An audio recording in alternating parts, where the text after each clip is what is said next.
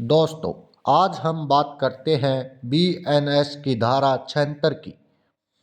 अगर कोई व्यक्ति किसी महिला के कपड़े उतारने की कोशिश करता है या महिला के कपड़े फाड़ने की कोशिश करेगा तो उसे इस धारा के तहत दंडित किया जाएगा।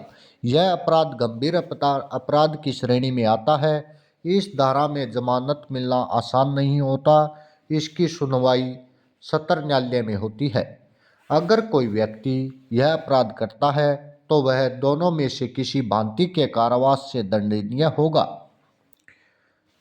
जिसकी अवधि 3 वर्ष से कम नहीं होगी और इसे 7 वर्ष तक किया जा सकता है और जुर्माने का भी दायी होगा। धन्यवाद दोस्तों। चैनल को सब्सक्राइब व लाइक ज़रूर करें। हमारे बेल आइकन को दबाएं। थैंक यू दोस्तों।